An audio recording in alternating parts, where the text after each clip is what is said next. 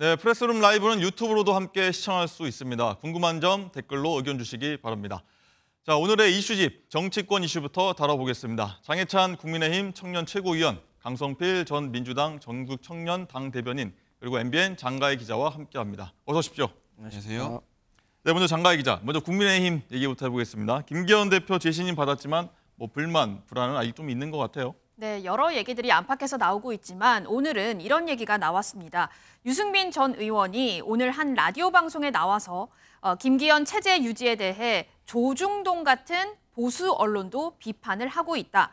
이게 윤석열 정권의 레임덕이 시작된 거다. 이렇게 말을 했습니다. 이현주 전 국민의힘 의원도 오늘 김기현 대표 체제 유지가 당에 도움이 되지 않는다면서 알면서 죽는 길로 가는 것이다. 라고 비판하기도 했습니다. 그렇군요. 장해찬 최고. 레임덕 얘기까지 좀 나오고 있는데 당대표하고 원내대표하고 사무총장까지 이른바 TK 쪽 인사를 신웠다 이런 얘기 때문에 나오는 것 같은데 무늬만 쇄신 이런 얘기도 나옵니다. 하지만 당내 봉합 잘 되고 있는 건가요? 네, 일단 당대표와 원내대표는 우리 당원들과 국민의힘 의원들이 선출하는 선출직이기 때문에 지역 안배를 한다는 게 불가능하고요. 사무총장을 제외하면 정책위 의장을 비롯해서 임명직 고위당직자 절반 이상이 수도권 그리고 70년대 이후 출생자 위주로 전진 배치가 되었습니다. 젊은층. 네, 수도권에 좀 더 가깝게 그리고 좀 더 젊어지게 하기 위한 김기현 대표의 고뇌 어린 인선이었다고 평가를 하고 싶고 중요한 것은 이 인선에 대해서 사람 바뀌는 게 중요한 게 아니라 정말 노선이 체질이 바뀌어야 한다는 이야기 많이 하고 있지 않습니까? 언론의 그 같은 지적을 저희도 민감하게 듣고 있기 때문에 인선 변화가 변화의 끝이 아니라 변화의 시작이라는 각오로 더 많이 달라지는 모습을 보여드리기 위해 노력하겠습니다. 노선, 기조까지 좀 바꾸겠다 이런 말씀하셨는데요. 이 강성필 대변인은 상대방 입장에서는 좀 어떻게 바라보고 계신가요? 네, 그 위기 뒤에 기회가 온다 그런 말이 있는데 이번에도 국민의힘 지도부가 위기 뒤에 찾아온 기회를 날려버린 것은 아닌가 다소 아쉽게 평가를 하고 있습니다. 아쉽다. 네, 왜냐면 눈여겨볼 점은 그래도 그 김예지 그 비례대표 시각장애인 출신 그 의원을 지명직 그 최고위원으로 임명한 것은 그래도 국민의힘이 사회적 약자에게 조금 다가서려고 하는 모습이 있었다. 그래서 그런 것은 조금 평가를 해야 된다 이렇게 보고 있는데요. 아쉬운 점은 앞서 여러 언론에서 말씀하시고 있지만 당대표, 원내대표 그리고 사무총장이 친윤 그리고 TK 지역으로 인선이 되어 있기 때문에 다시 돌아 찔끔 쇄신안이다라는 평가를 하지 않을 수가 없고요.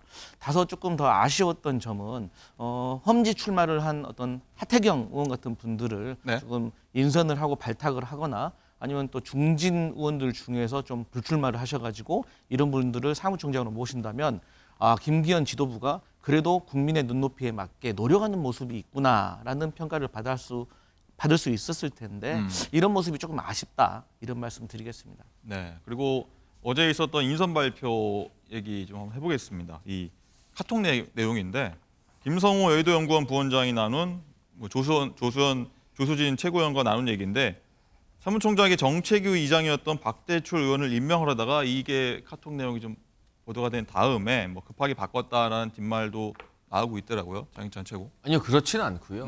사실 저 카톡으로 주고받은 건 초안이고 이제 밤사이에 김기현 대표가 많은 최고위원들 그리고 지도부나 당 안팎의 주요 인사들과 거의 밤새 소통하면서 이만희 의원으로 사무총장을 최종 확정하게 된 것인데요.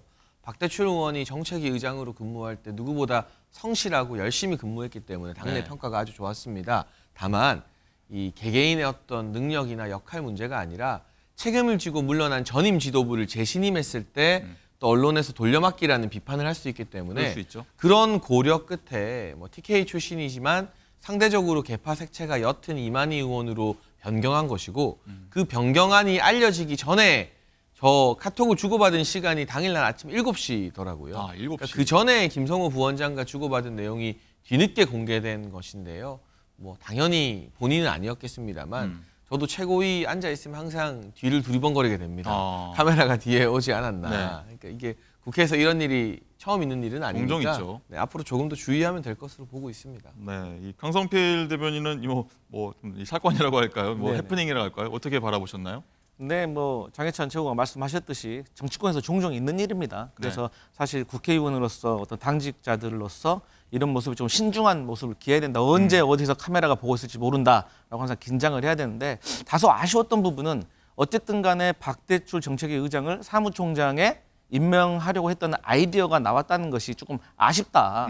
사실 지도부가 총사퇴를 하냐 마냐의 어떤 엄중한 시기에 어떻게 보면 정책위 의장에서 사무총장으로 간다는 것은 일종의 정치적 승진의 의미도 있을 수가 있거든요. 그래서 이런 아이디어로 그쳐서 정말 다행이지만 조금 더 신중했으면 좋겠다. 이런 말씀 드리겠습니다. 저는 바꿨다는 데 의의를 두고 싶어요. 이런 비판이 나올 수 있을 것을 염려하고 사전에 초안이 있었지만 소통을 통해서 그 초안을 밀어붙이는 게 아니라 바꿨다는 과정 자체가 국민의힘이 과거와 다르게 당 내외의 의견을 좀 받아들이려는 자세로 여러분들께서 바라봐 주시면 감사하겠습니다. 네, 그렇군요.